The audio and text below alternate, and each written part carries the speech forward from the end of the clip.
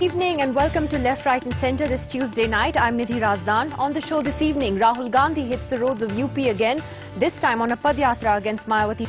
Also, a debate rages in Kerala on what to do with the massive wealth worth 1 lakh crores that's been found in a temple. And Google says that India ranks number 3 on its list of countries that request the most information about its users. Is the government snooping on its citizens? Rahul Gandhi takes on Mayawati again, this time with a Padyatra against land acquisition. He was back in Bhatta Parsol today. Rahul's Yatra comes on a day when the Supreme Court today made scathing observations on the Greater Noida land acquisition. The court said the state is driving farmers out of villages in a sinister campaign and said that men are being arrested and women raped. 1,000 kilograms worth of gold coins, a sack full of diamonds, a rare statue of Lord Vishnu studded with diamonds, emeralds and rubies, an 18-foot gold ornament weighing 35 kilograms, treasure being valued at 1 lakh crore rupees brought out from Kerala's Sri Padmanabha Swami temple. But what happens to this incredible wealth now? 1% of this amount, that means 1,000 crores out of 1 lakh crore, can be set apart for charity. And by charity, I mean a super specialty hospital where there's free treatment for all. That God would be very much pleased if this huge asset is used providing employment and livelihood to millions of people. But demands for charity aside, the state Congress has made it clear it will not interfere in matters of faith. Kerala government have a very clear stand. The wealth belongs to this temple. So the state will not interfere in that. मेरे ख्याल में इसमें कोई शक नहीं है कि ये चीजें सारे मंदिर के हैं, लेकिन मंदिर में ऐसे लॉक करने के जगह में अच्छी तरह प्रोटेक्शन देके, सिक्योरिटी देके, सुरक्षा के साथ जनता को दिखानी चाहिए. The temple is run by a trust constituted by the Travancore royal family, and after a century, the cellars here were opened on the Supreme Court's orders. 5 out of 6 cellars are now open, and the last could see the temple's riches go up even further. In antiquity, it is more valuable than the actual gold value. Incredible wealth that is leading many to ask, do our temple treasures now need a new warden? With Sobi Vidyadharan, Amitabh Revi, NDTV. So joining us from Thiruvananthapuram is Rahul Ishwar, the spokesperson of the Sabrimala temple. Rahul, I wanted to ask you first, what do you think should be done with this money? Nidhi, first of all, we should remember there is not even 1 rupee there. Let me repeat, there is not even 1 rupee there. It is only 1 lakh crore worth assets, and there are many laws in India, assets like gold, diamonds and all, and and we should always remember there are laws which prohibit selling of this. These things cannot be sold because they are having a lot of religious, spiritual, emotional and historical values. But as I said to NDTV earlier itself, if 1% at least is transactionable, movable assets, I am totally for charity purposes, for setting up a super specialty hospital and taking care of all the people beyond religious or caste consideration. And I am proud to belong to a land where centuries back from this temple treasure, the Muslim Hajj money was given for our Muslim subjects. Jesuit Christian fathers were given money from this for their celebration. It is a part of our great, proud and secular Indian heritage. So you believe that 99% of this wealth should stay with the temple where it is?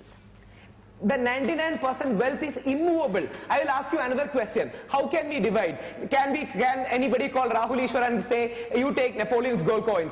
We will call Stanley Adaburga and say, you take Victoria's gold coins. This is not possible.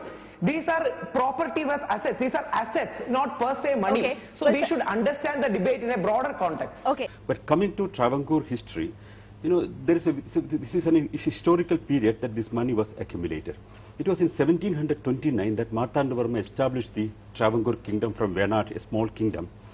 And it's more than the union education budget, which I think is just absolutely mind-blowing. But Sachin, we heard the Chief Minister of Kerala take a position already saying that, it'll stay with the temple, we'll provide security to the temple. So is the Congress a little wary of the kind of reaction if it was to say otherwise from the majority community in the state? I don't think we should go into the debate of majority-minority. The fact is that this has been discovered because of the Supreme Court orders, and there are rules, guidelines, regulations on how to monitor this. There are trusts and there are bylaws by which people have to be governed. The state government knows best how to deal with it. Being benefited, because in this country it's very easy to make controversies when none exist. We should just let it rest and let the law remain what it is and see how we can best protect the assets whoever it belongs to, whether it's an individual or a temple or a church or a mosque. Nirmala Sitharaman, I believe the BJP has been strongly saying in Kerala that it should remain with the temple.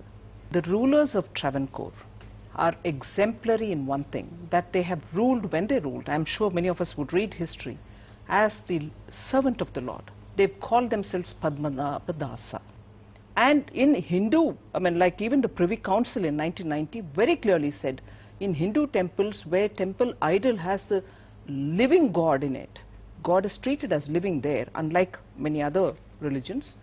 The God is entitled to own property, and that has been legally established in this country. I'm glad the Chief Minister said that it belongs to the temple, and I hope the government... I'd like to make, since I do write for a Western readership... and you're going tomorrow to Kerala. And I'm going tomorrow to Trivandrum specifically for this story. I do tend to agree, because I feel that, this is almost like saying the Vatican should give away its riches to tackle the Greek crisis, the Euro crisis, or the Buckingham Palace should be, handing back, selling its riches to tackle some other economic crisis in its backyard. The two don't have to go hand in hand. And also what I have a serious problem with is every time money like this is discovered or a temple is, and we've all known for thousands of years in this country that all temples, Tirupati is very rich, now this is turning out to be the richest. What I have a problem discovered, thought immediately turns to what could have been done with this money. In other words... So do we have double standards when it comes to what I money mean found in is, temples? those are the failures of governments, not making sure that there's compulsory education, not devoting enough money for the health budget. That is something which is in the hands of governments, and if governments have failed, there are policies in place, there are laws in place, and the governments should, jolly well make sure that those policies come about. But every time money is discovered, to say it should be diverted. That's a fine point which made. Elected from people. So this money, when the Travancore state government, proposed. The third point that I would like to make is for the devotees to decide. Well, let me ask Rahul. Rahul, very mixed views, obviously. So is this still an open-ended debate even within Kerala, despite what the Chief Minister has said? And I am afraid that either the far right or the far left is hijacking the debate. This is a book by the British, which they call in the 44th page Ward and Corner report. I was going to ask you what you were reading. Hold on. Travancore is a charitable kingdom. It's a dharma kingdom. Even the British accepts that it's a dharma kingdom. I am sorry that half-truths are more dangerous than lies, and many things by Sanla Darwiji are nothing but half-truths. Second point, I believe it should be categorized into four. A section, for example, Napoleon gold coins or East India Company gold coins are not of importance to temple.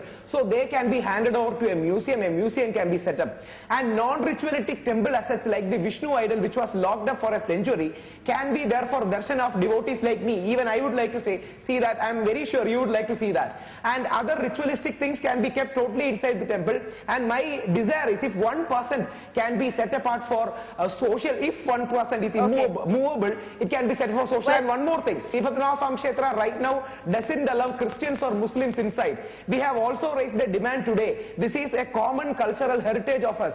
Let Christians or Muslims or whichever person, if they are coming in respect of temple tradition, they should be allowed inside. Governments must stay away from religion, equally from all religions. Yes. They should not interfere in any of the religious activity of the temple. Government may probably be a distant supervisor just to regulate or something, but it cannot participate in day-to-day activities. Okay, I'm afraid I'll have to leave it at that. Thank you very much for joining us tonight. We'll take another break since we have the IT and Communications Minister with us. When we come back, we'll look at what Google has said about India. Are we the third snoopiest government in the world? That's after the break.